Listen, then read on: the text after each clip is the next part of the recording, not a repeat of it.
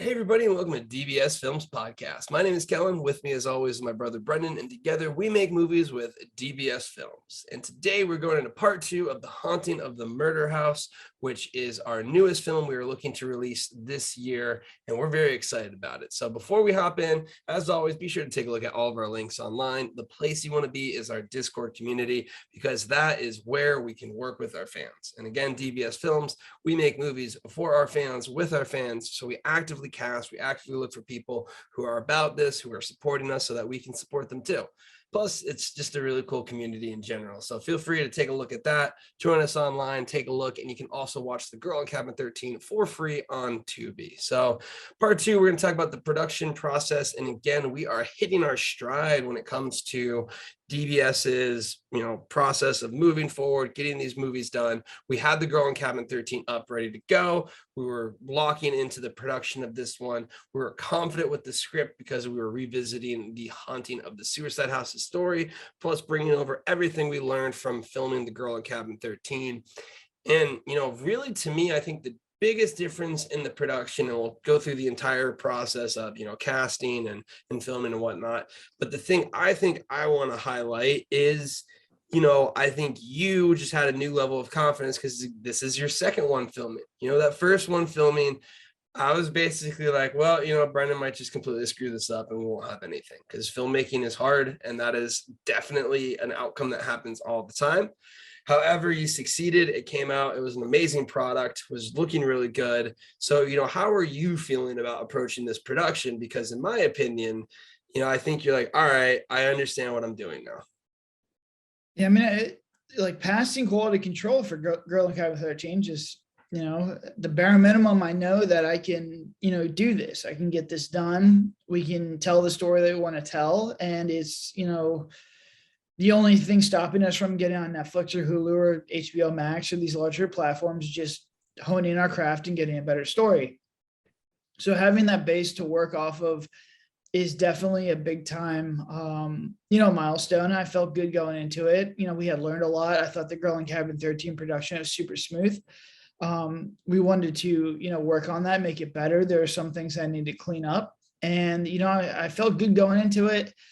It was shot at the end of the year, so I was just mentally tired from, working for a whole year. But, I was energized about this project. I felt good about it. And, we just got in there and we got it done.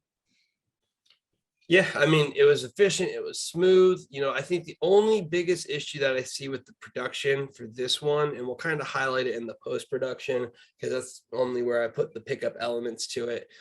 We knew from the beginning we were gonna have pickups, and honestly, it was probably like a good 15% of the movie, which was me in a van playing Kel, kind of the radio comms guy, a good cutback point.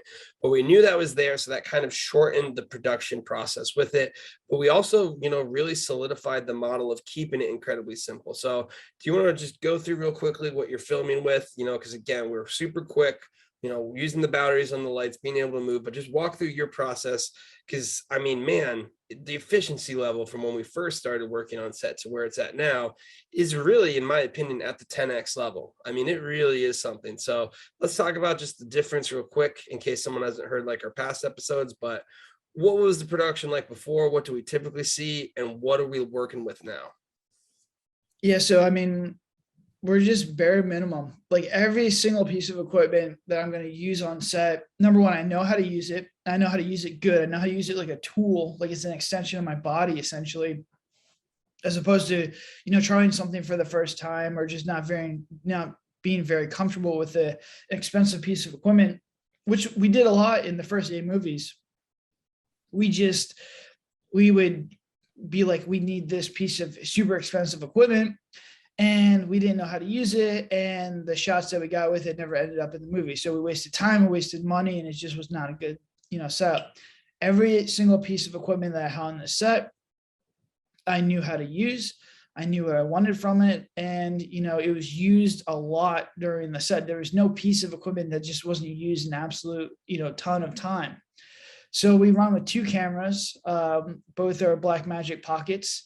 And to give you an example, the reason we have 2 cameras is because one is on a gimbal and one is on a tripod or a shoulder rig that I use. I'm so like tied up into being efficient that it takes a long time to set up that gimbal, and it takes a long time to set up a tripod if you want to take that camera off and put it on the Ronin S. It takes so much time that I just bought another camera, because time is your most valuable asset. For me to set that thing up and rebalance it every single time, it's just cheaper for me on a producer's mindset to just get another camera, because the Blackmagic Pockets are pretty cheap to begin with. So we're on 2 cameras. One's on a tripod, shoulder rig. One's on Ronin S. I have 2 large Falcon Eye LEDs as my light. I have a little LED light that sits on the shoulder rig or the Ronin that gives me movable light. So if I have tracking shots, it gives me a little light. And the rest of the movie was shot in just natural light. We try and play with shadows with flashlights. We did some pickups the other day where we just had just a flashlight. It was my only light, and it looked really good. So it just comes back to, trying to make things as simple as possible. If I'm looking at adding gear, I really take a hard look at it. We shoot with, we use a lot of mics for audio, so we don't need to have a boom guy. I just wear headphones, and I have one channel on my left ear, one channel on my right ear, and I try and just, work with that. And really, I'm just looking for if, there's any kind of ruffling or if the mic falls off the actors. That's pretty much what I'm listening for. All the audio is really good. Audio is the best we've ever gotten in this film. I think the biggest part with this production, which is we had a lot of props. I mean, we had like almost 2 cars full of just different props, which was annoying. But, I think that was the more difficult part of the shoot, was just getting all these props and getting into the location and making the house look like it was haunted. Yeah, I mean, those were kind of the big step ups in the production value. But I think, what you're highlighting just with the filming and the setup we have, it is bare bones. And it's something we talked about in past episodes, but I think it's something I want to continue to hit home on, because I think it's one of the most valuable things for indie filmmakers out there. So if anyone's listening to this who is, getting into the filmmaking process or wants to get into it, go as simple as possible and scale up from there. Don't start big, because you usually can't handle it and you're not even usually skilled enough to use it properly, which is what we were doing in some of the earlier movies. And, another thing I want to highlight with all the simple setups that we had, it was me and my brother on set. That's like basically the DBS staff. And then we had Dylan fill in as like the a PA for this one for a little bit, but it's just 2 people. And one thing I see in the indie film world is I don't know why people don't just take the responsibility, why they just look to kind of cast out for it. And, you see with people who are like, I need a writer, I need a producer, I need light people, I need all of these. And I think that mindset just makes it so impossible to scale, especially at this level, unless you have money to burn, unless you really have money to burn. How having a big staff or crew is only going to make it harder. And how I would recommend, try and find just 1 person, 2 people that you can work with that are invested in this project, that are invested in these things, that can really work on it, but do not scale up from there. If you think you need someone more to help out, then scale your idea back. So what do you kind of think about that, and just how, our sets, because again, everyone is working like 2 roles for the most part, and we're just hyper efficient when it comes to the people on set versus how we were, and how that typically can be an indie fall point, because, hey, I like people on set. I like having this. I like doing all of these. And it's just going to be huge issues when it comes to getting through this production process. Yeah, I mean, I think it's a big indie issue where they look at, Hollywood sets and like, all right, this guy, they have like 2 ACs, they have 2 production assistants, they have another AD, they have a whole bunch of lighting teams, they have, a whole bunch of crews and a whole bunch of people. And I think that model works in Hollywood because these people are getting paid a lot of money to do this, and they are the best of the best. Do I think having a production assistant and a DP and an assistant DP and an assistant director and a whole team devoted just to lighting and wardrobe would really allow me to tell my story and my idea much better? Yes, 100%. If I knew these people were the best of the best, 1,000,000 times it would help out. It'd be absolutely fantastic. I DP my stuff now, but Am I the best DP? No, I don't think so. I light my own stuff. Am I the best lighter? No. I would love to hand that off to people. And I think we will get there at a point. The thing being is that your point you're talking about is 5 to 10 million or even more. And on an indie set, it's just not realistic, because yeah, you may have a buddy who's a DP, or you may have a buddy who's good at lighting, but those are just two people. You can't fill the rest of the set with people that you know are good. And I'm always grateful for the people that helped us, work on our sets, but there's a difference between being the best of the best and, still learning on the job and getting your reps in. The guys you see in Hollywood have been grinding this out for 10, 15 years, some probably even more. So they have the reps. They've been in every single situation possible. So they understand how to actually do things properly and get things done and move quickly. Where, in our earlier films, I kind of felt like they were just learning the same way I was learning. And the worst thing you can do on an indie film is just to have a whole bunch of people learning, because I was learning as DP, I was learning as director, I was learning as producer, and have a whole bunch of other people learning along with me.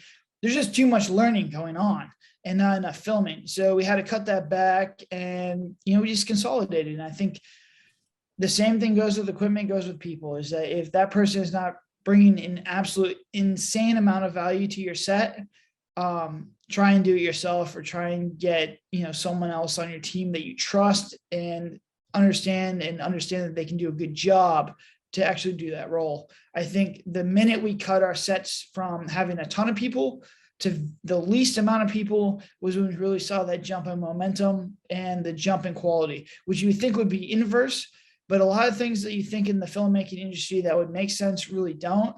And this is just one of them. Yeah, running with a smaller crew, you're going to get a much better production.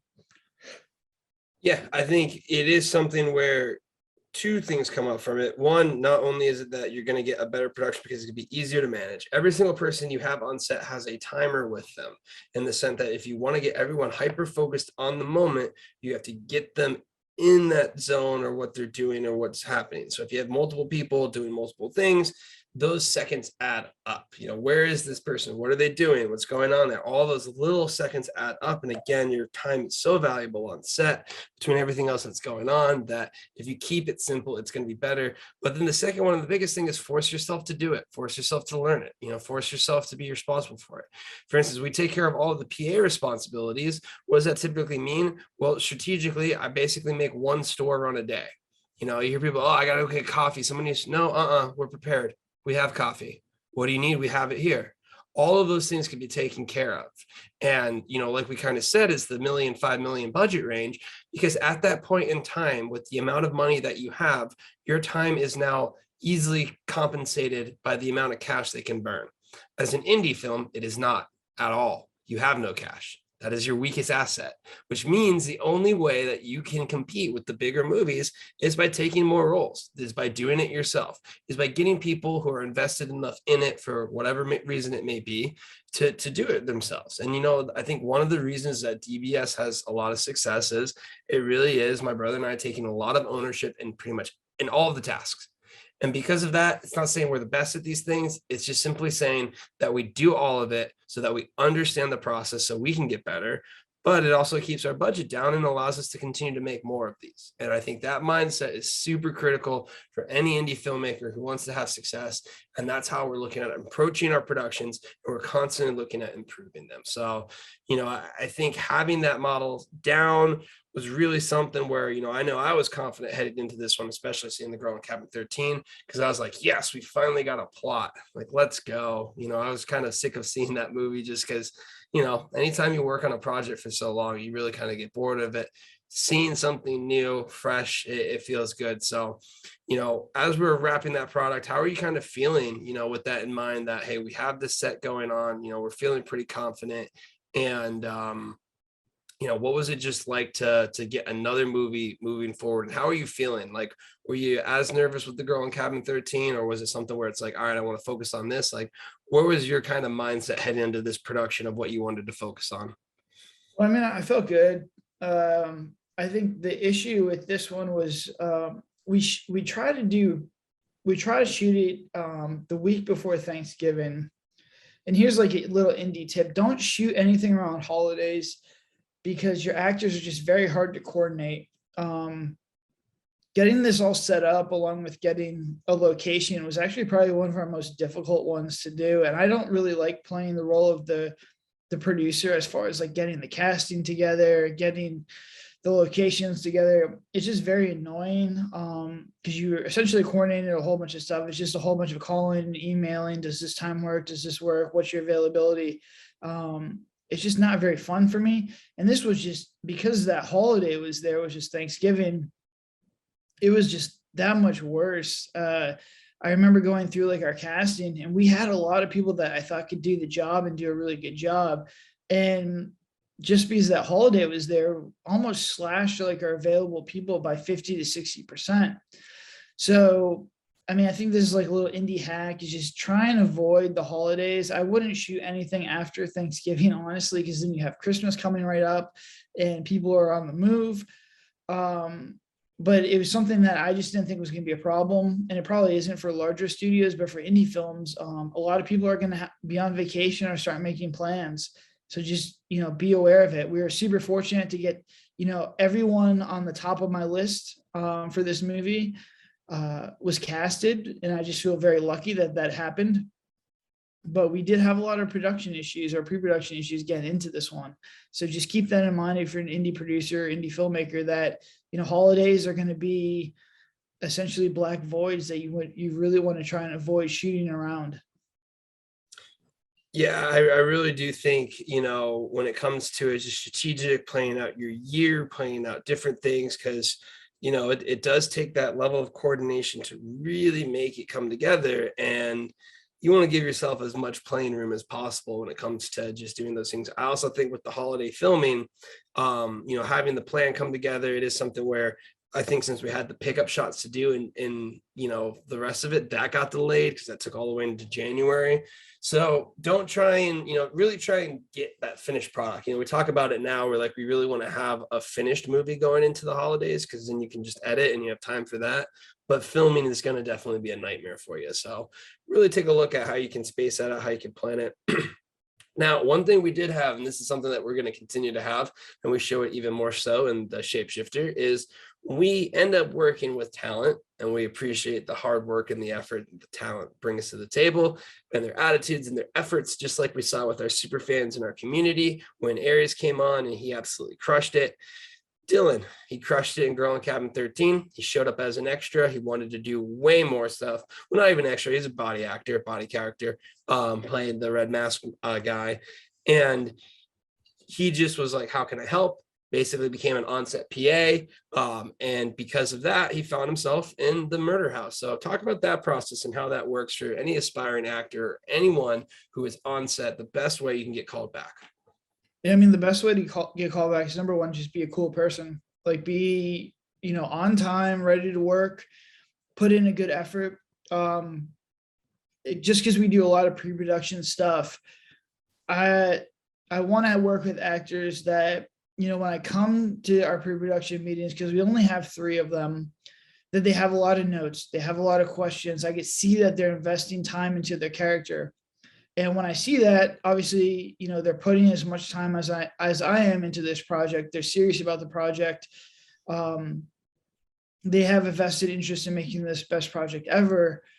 Those are the guys I want to, bring back. And you'd be like, well, Brendan, everyone isn't like that. No, it's actually kind of rare that, I get a lot of good feedback. In the last couple of movies, I think are going to be much better because I did see the actors put in a lot of really good pre-production work, and they worked with me on the character. And, the last 3 movies have been very solid pre-production wise, which I think is going to show up in the final product. And then on set, man, I tell you when a call time is, show up at the call time and just try and help out as much as possible, and just don't complain. If there's anything with an issue, as far as like something on production, bring me aside. Don't make it, verbal in front of everybody else, because there is like a momentum thing going on where I'm trying to get everyone, the set momentum going. And if there's an issue, it's going to slow down momentum. To give you an example, like Dylan came in there and he just killed it. He helped out as much as he possibly could. And knowing that, like, he's a cool guy, and this is what he wants to do, and the fact that I could pay him an actor rate and he does like a little bit of extra around is beneficial. Like I'm going to put him in everything I possibly can. The other actor was Tyler, who played Kai. This dude is doing dishes at like 6 a.m, cleaning up, just doing little things. And like, I noticed that stuff, you see it there, and he's just super helpful guy, super nice to everyone. And we brought him back for the shapeshifter, and just little things like that, like anywhere you can help around. If someone needs a light grabbed, or I need like a hard drive from, a different room, or just hold a lens or a light, if you're willing to put in the extra effort or just ask questions about the production, the more invested I see that an actor is in the production, the more likely I am to call them back for another production, which is what we did with Tyler. We brought him right back, and he was like, I didn't know directors really wanted to, work with the same actor over and over again. But man, you give me an actor that is dedicated, that's doing dishes, that's cleaning up, that's taking care of trash, just helping with the small little things on set, I'll put them in every movie I possibly can. I actually wrote his character into the next movie.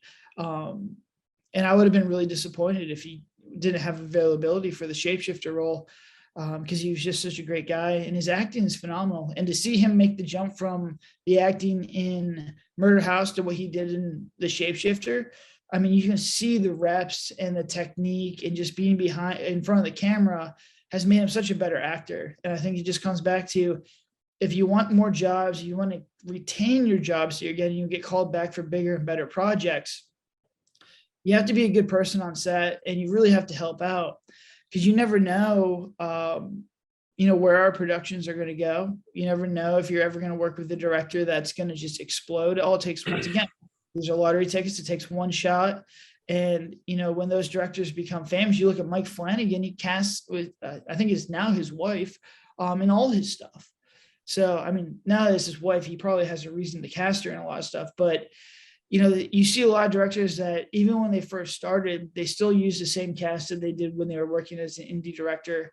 So just keep that in mind if you're an actor. You never know, who you're going to impress and where their career is going to go, which can, be a phone call for you, in the future about working on a bigger and better project. Yeah, I completely agree with that. It's really those little things that add up. And I mean, again, huge shout out. Tyler did a fantastic job. Dylan did a fantastic job of having more of a talking role in this one. So he was stepping up to his role.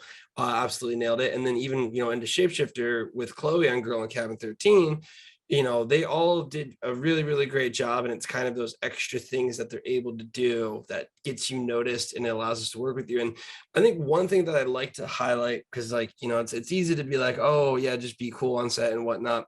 To me, it's consistency. Realistically, you're 5, 6, 7 days in a shoot. And what I noticed the most is that 4 or 5 a.m. on the last few days, everyone's tired. I mean, everyone's tired. Like everyone is exhausted. We're all tired. And the ability to, one, hey, we got to go. They're up, they're ready to go. Now, even if they're sleeping, because they just fell off or they're just nodding off because they're not in a scene. The second you're like, hey, it's your scene, they're ready to go. And more importantly, as an actor, they deliver and they're able to go. Because again, if you're sleeping, it's going to completely affect how you do it. And you can even see it in our movies. I would say in a lot of our Hateful Eight movies, you can see where the talent is exhausted and they just deliver a different line. Whereas someone who, as an actor, is able to go ahead and consistently deliver that with a positive attitude. One of the things is like, okay, you're tired on set and you're like, man, I'm tired. That's not a comment that anyone needs to really hear, in the sense of just being able to understand everyone's feeling it. Let's go, let's deliver, and let's just power through it. That's the mentality that I think I see and I notice and I highlight. Again, all of the people that we work with have been absolutely fantastic. But if you can shine in those moments, if I'm tired, everyone's tired, and you're like, I can go get the light, and you grab the light and you bring it over here. Wow. Those are the things that we notice, and we notice that. However, I do want to mention on the flip side, there's a lot of film productions that I hear that sound like an absolute horror story for these actors. Unfortunately, it is something where you as a director, you as someone in charge of this, as a producer, you need to earn the respect and you need to earn the trust and everything of your team and of your talent. And you have to be cool. You have to be someone that they want to work with, that they enjoy the process, because it is asking a lot of them. And with that being said, I kind of want to highlight, I think we're getting a good process of just how we work with actors and how we make them feel comfortable. And I think it goes back to the biggest thing, if you ask us, I think one of our biggest strengths is we don't have egos. We really just don't in this process. And I think because of that, we reduce a lot of conflict that I hear from other indie film productions, where it almost sounds like, one reason or the other person's like, I want this character to be like this. They get caught up on one thing or the other. So you want to talk about how it's important on our end that we make the staff feel comfortable, that we make them feel welcome, that they make them feel part of this process, because, again, it's a two-way street here. Yeah, I mean, a lot of the indie horror stories that I've heard from either actors or other directors or, people in the industry, I think a lot stems from not having a business mindset. And I think me and Kel are both very fortunate, to be involved in the business world where we have to deal with a whole bunch of employees constantly, and how to essentially communicate with them. I think everyone thinks that, when they become a director, especially in the first couple of films, they're going to be like Alfred Hitchcock, where they can just beat the actors down. The actors are working for you, and, you're paying them to do whatever you want them to do. And the director is very ego. This is my story. This is how it's going to be told. And that is just not a good situation to put yourself or the actors in. I think directing really comes down to, especially indie directing, comes down to two things. Number one, communication. How do you communicate the vision and what you're trying to actually accomplish to the actors in the easiest, most efficient way? And I think a lot of people just are not very good at communicating what they want, or they don't know what they want themselves. If you go into set and you don't know what you want yourself, there's no way you're going to communicate to the actors. So you're going to lead to frustration. It's going to lead to anger. It's going to lead to momentum slowing down. The second thing is just obviously removing your ego, and you have to be the director. As an indie filmmaker, has to be the hardest working person on set. I'm up earlier. I stay up later than everyone else. I still have a day job that I have to do in the early hours of, when we wrap, or if I, have any kind of breaks. But, I'm always doing the most. We're working as hard. Kel always works as hard, if not harder, than anyone else on set. And they see that. You can't be sitting around in a director's chair. Shout out to my mom who got me a director's chair. But all right, here's the thing with my director's chair that she got me. And I love you, Mom. I really do. That, to me, having a director's chair is the epitome of the whole problem of this whole process of indie filmmaking. The director should not have a chair. Okay, the director should be doing everything possible to make everyone else's job much, much easier. They should not have time to sit. So that thing I have in the corner of my room, if you ever watch the podcast, when I shoot from my apartment, it's there, but it's there as a reminder. The director should never be seated. The director should never have a comfortable moment on set. From the minute you step on set to the minute you end should be a complete grind. It should be absolute hell. It should be nerve-wracking. It should be tiring. And when you leave this, it should be absolutely exhausting. If you didn't put your entire effort and your entire soul into this one production, then you don't have the right to be upset if it doesn't work out. You should never have a time to just sit down. And this is indie filmmaking. Maybe it's different in Hollywood, but I'll tell you this, I will never change this directing style. I will always be the hardest working person on set, because that's what needs to be done. And after doing, 11 of these movies, this is how you make a successful film. And this is also how you run a successful business. So if you're a first-time indie filmmaker, it sucks. You can't be director. You can't sit there and just yell at people all day long. I'm sorry if that's what you had in your head. It's going to be a hustle, and it's probably going to be the director is probably the worst job on set, honestly. Yeah, no, I mean, honestly, I think it is having our business background, especially in roles in leadership. The leader is the helper for the entire team, and the leader is the one that needs to be working the hardest, and the leader is the one that needs to be setting the example. And, I think we understand that. And, when you see me and you on set, it's something where, we're both up the latest. We're both the ones sleeping on whatever, I think I had a futon thing that fell into a couch. You're on the couch whenever you can get some sleep. And the thing is, it's not to be like, oh, pity me. It's to be like, we know that that's the role that we need to take. We need to be the ones that are basically working as hard as possible. And then the other thing is we're the ones that are always maintaining our calm and cool and collection. We understand how hard this process is. So when it is 4 or 5 in the morning, it's me and you holding the motivation, holding the team to kind of be like, no, we're fine. Me and you, we're good. We'll often make jokes about how much worse it was. Like, oh, this is great. We got plenty of darkness left and all of these things, because we're the ones that the actors are looking to. And at any point in time, if we let our emotions get to us where we shout or anything there, you're going to lose the entire set mood. So it's something where we need to be as consistent as possible. Any indie filmmaker needs to understand that your emotions need to be in check. Because if they're not, then how can you expect the actors or the talent or anyone to really keep their emotions in check too? And honestly, that's just leadership 101, really. But I think it is a big reflection of DBS is that, we're going to be the hardest working ones on set because we appreciate how hard you're working, and we're definitely not going to be the ones. And I remember when you got the chair, it was great for me, man. I was laughing. And the first thing I said, I was like, when do you sit down?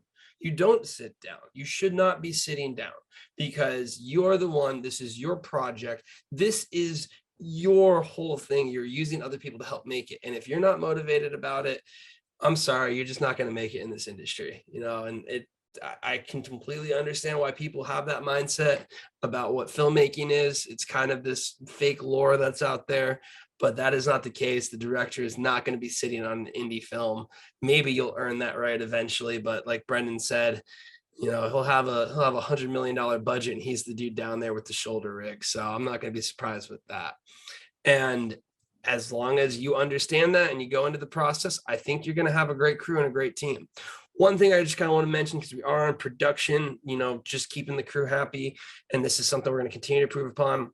My biggest thing, always have food ready to go, make them involved in the process. So let's kind of recap on those ones a little bit. What we always do now, what foods do you like? Very straightforward. I think even what we're going to look at doing now is doing like a little Google form to be like, what food would you like for breakfast? What food would you like for dinner? And just simply go to the grocery store and get it. In my opinion, after being in a bunch of sets and trying to do like mass meals and things like that, the amount of morale you get from simply having something they like. If they like frozen grapes, you get them frozen grapes, they're very happy. And it's something where you never not want to have food, because if you don't have food, you're going to have a lot of issues, motivations, and things like that. So that's one of the major PA things that I see, and one of the major costs as well too. So to kind of highlight just how that can help the morale and the pacing and whatnot, I really do think it's a very unsung role. A PA is going to have a lot of like roles to do, but to me, the just pure logistics of food and supplies and caffeine. So, can you just talk how important that is to always have something? And I think we actually run a very lean set now. It was basically once a day, I would make a quick run to kind of re-up on what we needed as for a scene supply, and then a little bit of snacks. But we left there with one plastic bag of food versus gone when we had, a whole truck of food that we just never ate. Yeah, I think, as a director, I want to make sure my talent is constantly fed.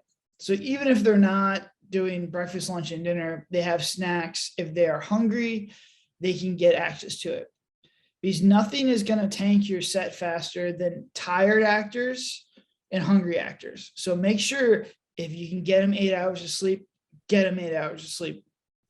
And that's really how my production schedule runs. I really want to try and get them 8 hours of sleep if possible, because there's so much adrenaline and there's just the physicality of being on set that a lot of times when you wrap, they're not going to go to sleep right away. So even if you have an 8-hour window from, them going to sleep to when they have to wake up for their call time, they still have to shower. They might have to take off like blood or, other stuff. And they're going to be all jacked up on adrenaline. So they're not going to get that full 8 hours of sleep. So even if you're giving them the 8 hours of sleep, don't assume that they're going to get the 8 hours of sleep. And tired actors and hungry actors are the ones that you really want to avoid, because that's when they start to get cranky. That's when they start to get grumpy. So anything you can do to prevent that, which is just, like Kel said, make sure there's food that they like that is available for them 24/7. And then just make sure if they have downtime, tell them to go take a nap. I'm constantly telling people just go sleep, go like stop hanging around us, stop watching this stuff, go take a nap. Because 30-minute naps, little power naps here, they add up, over and over through set. And I think that, the other, like everyone wants to watch what's going on and, be part of the production. But if you don't have a role, if that actor doesn't have a role in the actual thing that you're shooting right now, just tell them to go take a nap or go at least lay down.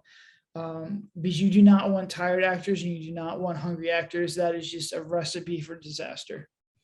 I completely agree. I really always say now fight for your sleep. Like, don't, because I think there's a lot of these things where like, and it's something I want to try and push against as much as we can, where people are like, oh, look at me, I'm staying up. It's like, no, dude, go sleep. Like, it's something where the way that we had the situation and with the editing that I was doing for the last one, basically anytime I saw a window, I was like, all right, did you need anything like off the top? Nope. Cool. We're dumping the data. I'm getting an hour here. I'm getting 2 hours here. And that stuff paid dividends. I mean, I was ready to go that last day because I understood, you're going to run out of that bank. So I tell them, fight for your sleep, also get your food. And I think that's one of the biggest things that, if you nail those things, you're going to spearhead that. I think a lot of indie filmmakers would be like, okay, and then we'll break for lunch and I'll get a bunch of food for everyone. And then we'll do this. And like, if that food's delayed, if someone's hungrier than before, you run into all these nightmares. Whereas this, it's just, you're constantly ready to go. You wrapped your scene and you're not in the scene. Sweet. You have time to go get the food that you like at your place and get your own sleep.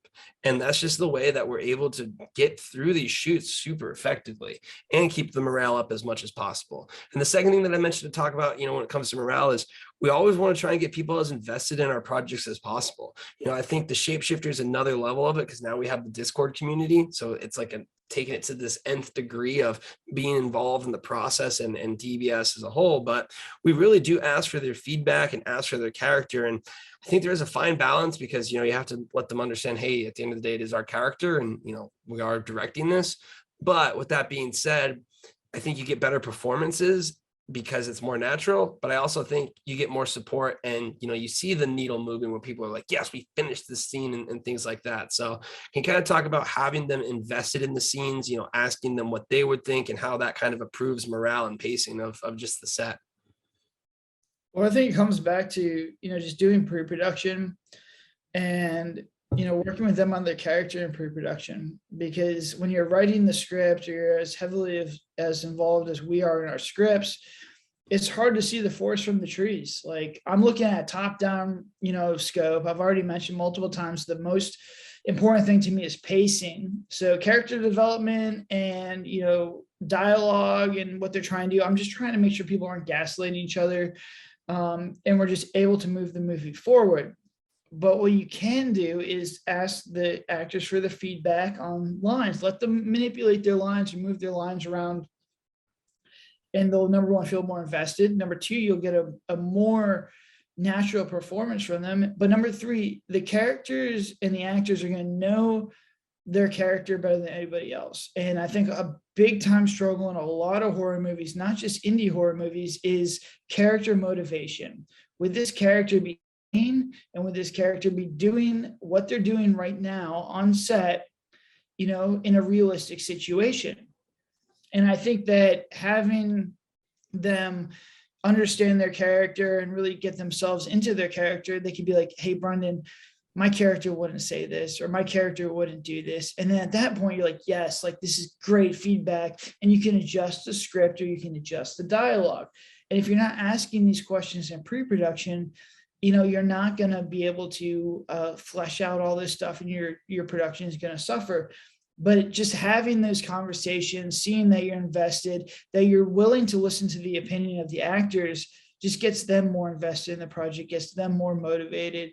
And that's like essentially what you want from the actor. Yeah, I mean, again, it is a team process here. We are all working together when it comes to getting this movie done. And if you aren't properly working with your team and the talent, there's no reason for them to support you and be about it. So just as much as we're looking for cool people, it's up to the directors and everyone to be cool as well, just to kind of get the chemistry and everything together. So bringing everything together is a little bit challenging from the holidays. But with that being said, and how we can interact and work with everyone on set, We were able to go ahead and really produce a confident production going into it.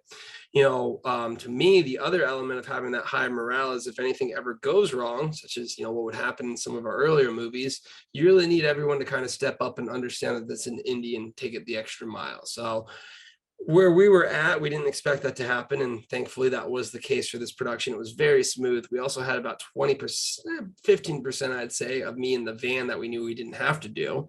So coverage wise, I think this was one of the movies where, you mentioned before when it came to Girl in Cabin 13, we kind of just had that amount of coverage. We were down to our last one or two takes for those. But in this movie, I even had kind of a running joke with you. I was calling you Captain Coverage. We had a ton of footage. So you did a really, really good job in capturing a bunch of footage. Let's talk about real quick why we were able to get so much coverage. I think it comes down to the single location, keeping it simple. But do you want to talk about how you were able to film just so much in that little time? Well, it goes back to pre-production. I knew I wanted to film. I don't do shot lists, but because I'm an editor, I have the shot list almost in my head. And I think that I just had a lot of PTSD from, the Hateful Eight, where there's an audio issue or there's a camera issue or there's some kind of issue with, the shots. So when I was doing multiple angles and I was trying different things besides the basic coverage of, wide, over the shoulder, I was experimenting with different things, and I would get multiple takes of the experimental stuff or different angles that I wanted to use, because I was so worried that there'd be some kind of issue with the footage, when really there wasn't any issue with the footage. And I could have just really trusted myself to make sure, number one, it's in focus, number one, that, all the camera settings are proper and that I'm getting good audio. And it would have probably saved us a lot of time. I think we could have probably got through the shoot much quicker if I was doing that. But that being said, like going to the editing table, this was the first one that allowed me to tell the story that I wanted to tell and the pace that I wanted to tell. I could easily make this movie longer, or I could easily make this movie shorter, because I have so much coverage. It's very easy for me to move it around and just manipulate the movie, which I think is the biggest thing for indie filmmakers, is to focus on pace. And, being able to control that pace with complete freedom is probably a DBS milestone. It's the first time we were able to do that in our history. And, the movie that we're going to upload, you're going to see that. You're going to see that it is the best paced movie that we've ever done. So obviously having more coverage is much, much better than having less coverage. And, I'm kind of complaining about this problem right now, or Kel's complaining about this problem, but, it's the spoils of riches, essentially. It's like, oh no, I have too much coverage. It's like, you can never have enough coverage. That being said, there's ways, just due to our budget and our time frame, to, minimize that stuff. And that's what I did in the Shapeshift. I was just more confident in my ability, and I trusted myself. All right, look, if I got 2 solid takes, if the audio in my headphones was fine, and I go back and I watch it, and I'm like, there's no focus issues, then we're moving on. You just have to trust the process at that point. Hey, now, I would not say I'm complaining. I would say I'm simply addressing that we were able to get a ton of coverage and it was good. However, the downside to that is if we were doing that same process for Shapeshifter, we would have needed like 14 days. So on set, you have a limited amount of time. And while the one negative is not having enough coverage, which is, again, what we experienced in the Hateful Eight, and to some degree in Girl in Cabin 13, but again, you were kind of learning, I would say this was the first one that we did have over coverage, because I always think there's going to be like a sweet spot. I think the only reason I was bringing up the over coverage is because now we were getting to like 2 days left and we had a lot of stuff. I'm like, we can't afford to have, 10 takes of these different angles. So to me, it's more of a timing thing. Again, you did a fantastic job. It's absolutely amazing now in the editing, but on set, I kind of got a little bit anxious. And more importantly, how we had that style in Shapeshifter, I don't think we would have gotten through to it. So I think you highlighted, you have two takes, you're able to kind of make that decision, but your time is precious. And I think if you look at our production, we're only just getting better and better at being more efficient and getting these minutes out of it. So I mean, like, to me, it all adds up. We're more efficient at the lighting and getting everything there. We have a smaller crew, so it takes us less time here. We're able to go ahead and do onset editing and confirm things, so we're able to go right away. And like the onset editing, I mean, it's just getting so efficient that we basically have that whole movie ready to go, and we can easily fill in the blanks and improve it. We had a few shots that we picked up that really helped tie it together. So, all in all, it's really good there. But I would say, to me, the biggest thing about the difference that I had during this production process really was the confidence level. I mean, Girl in Cabin 13, we had a scare with the one of our drives was having some errors. So like it was early in the morning, it wasn't too bad. And then we ran into a window of not being able to like have enough stuff to do because of just some delays when it comes to special effects, which is what's going to happen. To me, though, this was a smooth one, man. I mean, do you kind of feel the same way in the sense that, like, at no point in time I was ever overly stressed, more so than the typical film shoot? Yeah, there was no time in here where I was really stressed. I think the only time when we had an issue with like footage was you couldn't find the van footage. But the fact that goes back to like one of our hacks that we do now, indie film tip here, is we just don't delete anything. We have enough hard drives and drives to shoot from the camera to just make sure we keep everything all the way through the process.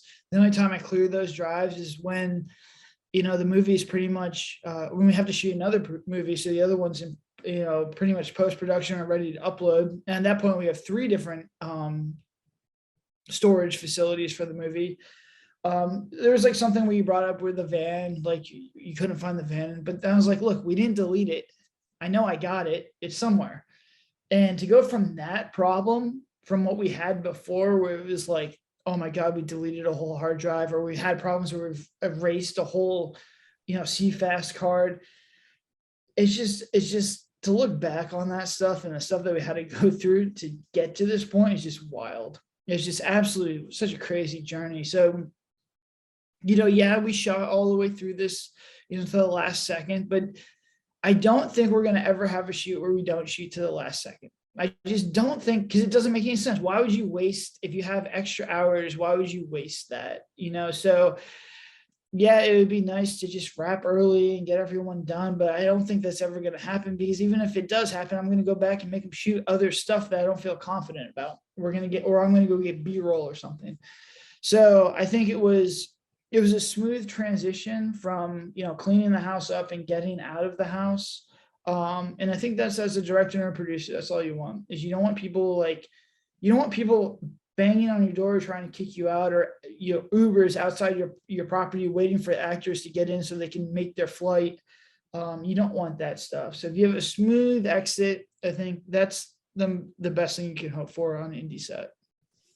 Yeah, I mean, honestly, it really is. Every one of those seconds count, and being able to, like I said, it's always one of those things is, however long you give yourself a deadline is however long it's going to take. So it's one of those things where, we saw it in Shapeshifter, where I feel like our schedule was kind of condensing or expanding based on how much time we had. And we were done right as, the sun was coming up. So it was like all these things, getting B-roll, getting all those stuff at the end. But because of the mindset that we had, we're able to be flexible with what we needed to get. We were able to get a ton of stuff. I mean, well, I think we had, is almost maybe potentially more coverage in Murder House. With the Shapeshifter, we had, minutes. Like I think Shapeshifter, in my opinion, most likely will have the highest use of minutes filmed to actual in the movie. I think that's going to be the one where the takes are high quality. We're going through them quickly. We're going to use a lot of them. So I think we're going to get the best bang for our buck with the Shapeshifter.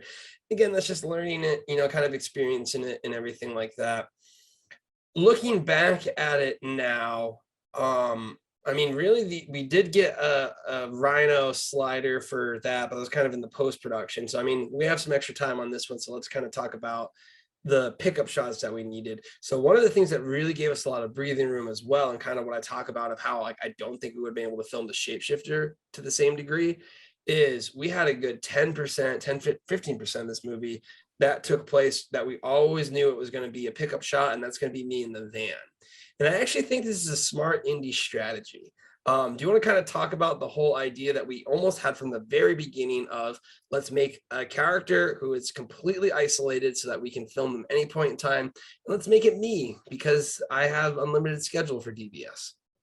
Yeah, I mean, I think it's an indie hack. I think if you can just get another character in the movie, and you actually see it in a lot of other Hollywood movies too. To give you an example, with Get Out, it was the friend that was like a TSA worker, just another character that you can cut to, that you just a simple phone call, get some dialogue going there, you get another location. All this stuff needs to be pickups because they don't actually interact with the other actor. It's just such an easy cut point. It's so easy to just cut him in there. And, I'd probably say it's like a Michael Bay trick, what he did with Armageddon, where he had NASA mission control, then he had the two rovers like breaking up. So I think having 3 different things you can cut to at all times is really what you want to try and do. And it's not going to increase your budget. It's not going to make your life any more difficult. It's just going to take a little like outside the box brain power. So try and think of like, obviously you have your A and B plot lines and then your C plot line, but your characters can separate at different points.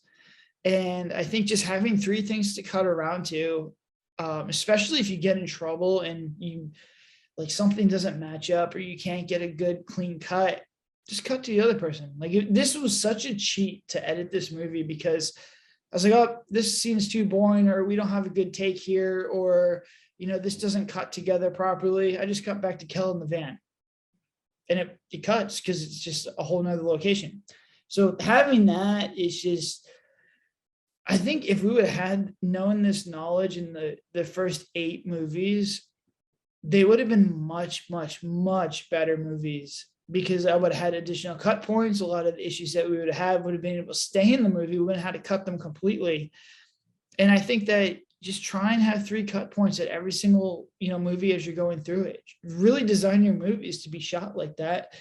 And it's a good low budget hack that just takes brain power. There's no additional budget. There's no additional actors, just brain power that you have to just understand how to do this in pre-production and when you're writing a script. You really do set yourself up for success if you embrace these little kind of strategic points when it comes to the plot. We did embrace it when it comes to Shapeshifter, in the sense of, it looks like we're shooting on multiple locations in Shapeshifter, but really it's just the same area. We just kind of did it with the cut points. So as production value, it does increase the pacing. It gives you flexibility. All these things are benefits. But the biggest thing, honestly, if you look at the production, the biggest issues we had were with these pickups. So, as I mentioned, we always knew we were going to do the pickups. We finished the principal filming in November. We essentially had our rough draft done in December. We knew what we needed to pick up. We had basically little blocks of Kel dialogue here. The first van pickups we did, and in hindsight, we were saying 1 day, but realistically 2 days is what we actually needed. But it turned into 4 days. And the reason for that is the first day we got a ton of stuff done. The only downside of that is, man, it was like 30 degrees at night in Florida. And I didn't wear a jacket in the first one. So I wasn't wearing a jacket. And, I'm sure some people listening to this are like, oh, 30 degrees isn't that cold, wherever you might be. Well, 30 degrees and humid without a jacket really hurts. So it was kind of like ice daggers. And I just remember that was a wild night. We were up until 4 a.m. And then literally the next day we were going to the snowboard trip. So that was one where, we power through, we got a ton of stuff and we knew, okay, we still need to get the stream stuff done. We still need to do other things. So we came back out. We had one where a tornado warning. That's what it was. Yeah. Okay. Yeah. So one of the ones we canceled because of the tornado warning. So basically we tried to do it back. We had a tornado warning. We tried to finish it again. And then my computer, the button to turn it on broke. So literally I couldn't turn it on. And then we came back and did it. Now, the reason I'm bringing these up is we always knew this was going to be a pickup that we could do for $0. Had this occurred for a scene where it wasn't me and the actor cost money or anything like that, your indie budget could have just exploded. So I think if you can have an A and B principal plot line and then have a C story, that's something you can do at any point in time, where you can cut back to at any point in time. You have someone who's an actor that is like, I'm free whenever. that is such a benefit that you can use, because again, had the same thing happen under normal conditions, we probably would have added like what, 20, 30, maybe 40% more to the budget had we had to do these multiple pickup days. So you want to kind of talk about pickups. I feel like we're very effective at them because we understand how to do the pickups for free. And if you don't have that mindset, it's going to take you a lot of time. It's going to take you a lot of effort to coordinate these actors, and it's going to cost a lot if you're not prepared for it. Yeah, I mean, it comes back to anytime you have to do pickups, it's gonna suck. It's not good. And I think it's not just doing them, it's just the amount of time it takes after you're done with your principal shooting. Because after your principal shooting, you kind of get into a lull, you kind of relax a little bit, and then you don't have the same intensity that you do on set. So your pickups are always longer. So we wrapped this one in like right before Thanksgiving. We had Thanksgiving holiday. Then I got hit with like 3 or 4 weddings in a row for December. Then we had Christmas. Then January, I come back and I have to do like a hands-on with my other business to make sure everything's going. Then we went on a ski trip. Then February was the first time I started to actually look at this movie and get it, edited. Then March, we had an accounting issue with one of our tax advisors that took a lot of my time. And then like April was the first time when I really started to get back into this. So this movie take a lot of time to edit? Not really. But here's the thing with pickups. If you don't get it all the way done, like I don't think we finished the pickups till April. Yep. So you're looking at just these small little pickups, and they really weren't small. They were about 15% of the movie. But how time can slip away. And then when I'm like sitting there editing this, I'm like, well, I can wait until I have all the footage that I need, which is just an excuse, and it kind of slips. And now we're in the last week of May and we're finally getting it uploaded. So you're looking at almost 5 months of actual real time, when really it's the same post-production time as Girl in Cabin 13. It's like about 3 months of actual work time.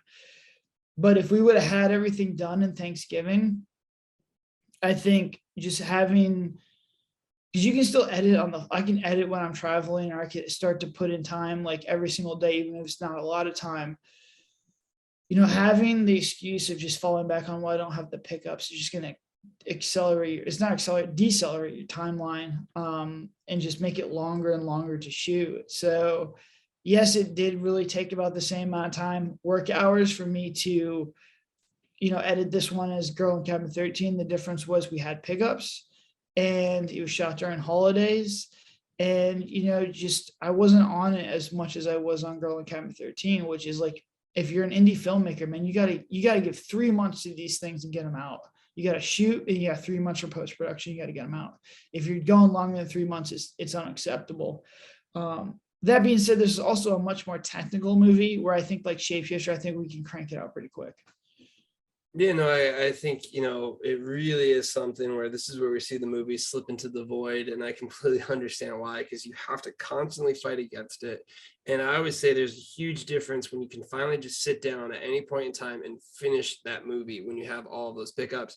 I absolutely hate pickups. It took us, as you said, all the way through April. I mean, when we started the podcast in March, one of the first updates I had was like, guys, we're going to film. Guys, there's a tornado warning. Guys, we're going to film finally. Guys, the computer didn't turn on. So, if you started with us from there, you already know it was quite the nightmare getting through there. And I do think if you can get all of those footages and everything done and completed, you're going to condense that timeline. I mean, I think we probably would have had Murder House a good, like you said, 2-3 months earlier. I think another big thing is we are seeing the momentum. So, I think you guys are going to see Shapeshifter really quickly. And then I think right on the tails of Shapeshifter, you're going to see Into the Forest, just with the nature of found footage. So I think we are going to condense. We're going to consolidate on these things. We're going to get much faster at it. But yeah, it really is something where don't rely on these pickups, because pickups are deadly. Pickups will kill your movie. They really will. And they'll slow your process down, and they're no fun. And I hate pickups. But they're necessary. Again, we planned this to be a pickup from the very beginning because we understood just how tough it is. And, well, yeah, pickups suck, but there's nothing worse than a principal if that ends up messing up and you got to do a completely different workaround to it. So there's a lot of pitfalls, there's a lot of pros and cons. Overall, I would say production wise, I was really, really happy with everything. Again, I think it was just the fact that it was a smooth set. It was the fact that we were able to get everything. More so to me, production is getting everything you want to get. You limit yourself with the story, with the location, with the actors, and just all of those things in the sense of this is what you have to work with. The production process to me is almost you take all of that off of it and say, what is the pure vehicle that gets this done? And, with that kind of mindset and that being done, what was kind of your overall opinion of, how it was? Because to me, it was just, hey, sweet, Girl in Cabin 13 works. Oh, wow, we increased the, efficiency of it. Yeah, I think to me it was easily the smoothest shoot by far, not even close. And I think what Kel goes back to talking about like ROI on your film, which is, the actual time I clicked record to what we actually used in the movie was our best ROI. I don't think there was a lot of shots that I didn't want to take. There was absolutely no compromise on set. I got every single shot that was in that script we got. There was no cutting scenes or cutting things back. I had all the angles that I had in my head. It was essentially coming off principal shooting, knowing that I had everything I needed to do to tell this story how I wanted to tell it. And that was the first time we had that in DBS history. And I think that's something that indie filmmakers just strive to do because it just makes your job editing so much easier. And in a lot of other movies, we were just scrapping scenes, we were cutting dialogue, we were cutting things. And this one, we got everything we needed to get. And then when you leave it up to editing to make those decisions, your movies are so much better. Like we were talking to some super fans about Into the Forest, and we had to cut a whole scene where the lights like turn on and off, and you see like flashes of the witch. And that scene would have been great. It would have been a 6-minute sequence, and we got the film to an hour 20. But we had to cut it because of time, and we just weren't as efficient as we are now. And it sucks because that would have been a great scene. It would have been a really, really cool scene. When you turn lights off and on in the woods, it's super creepy. It would have been great. But we had a compromise. Like the integrity of the entire production is more valuable than one scene.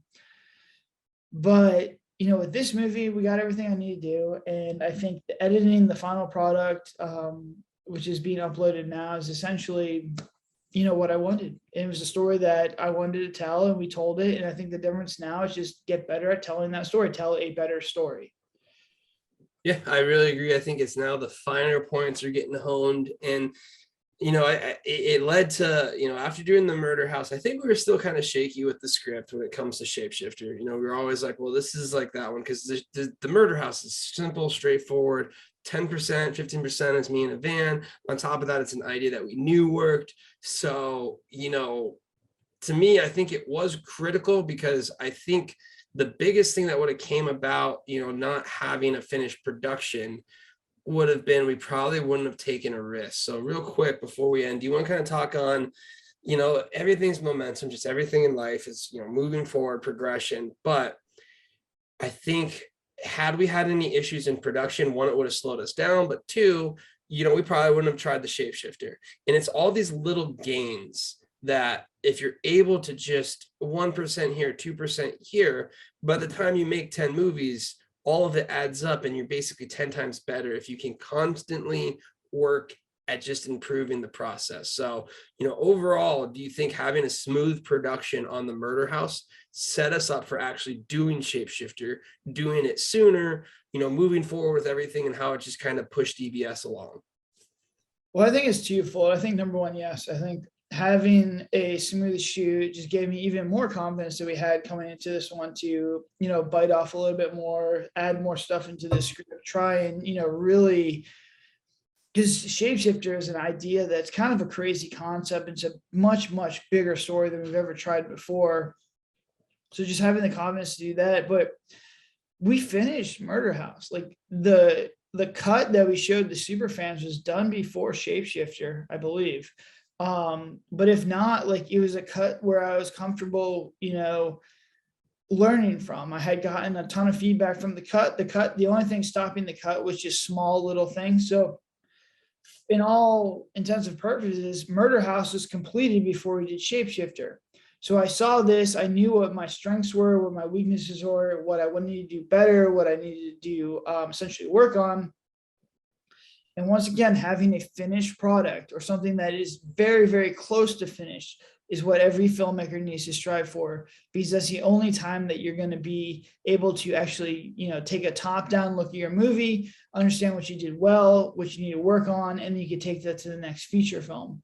And that's what we do with Shapeshifter. Like, I felt really confident in a lot of stuff they were doing. My confidence grew after seeing the cut of the Murder House. And then it grew even more when I started getting feedback from, the super fans and, other fans, and just getting feedback in general. So, like what Kel says, momentum's key. But you have to make sure you're finishing these things, because finishing products is the best way to keep everything going, because it gives you a overall review of everything that you did well and everything that you need to just focus more time and attention on. Yep, that's the whole process. That's why we have so many movies. That's why we're going to continue to make movies, because you learn, you get better, you develop. And guys, if you can keep doing that, I promise, no matter what you're doing in life, you'll get good. It's just effort, it's consistency, and it's getting to that final product. So that's going to go ahead and wrap up our episode for the second part of the Murder House. We are going to have 2 more parts. Next one's going to be post-production, kind of talking about the editing process, and more importantly, just how critical feedback is, and really how the community and the super fans have almost accelerated our products. So now that we have soft launches, which is absolutely amazing. And again, thank you guys for being such amazing community. If you want to be part of this community, I highly recommend it. Take a look at our links online, join our Discord, be part of this movement, because guys, we are getting bigger. We now have 1,000+ Discord members. I'm sure by next week or next year or next month, we'll probably have 2,000 more. I can only imagine next year. So, if you want to be part of this, if you want to get in our movies, if you want to help support us, because the more you support us, the more we grow, the more roles we have for you, you can be part of this. Just go ahead, find us on Discord, DBS Films. And until then, have a good one.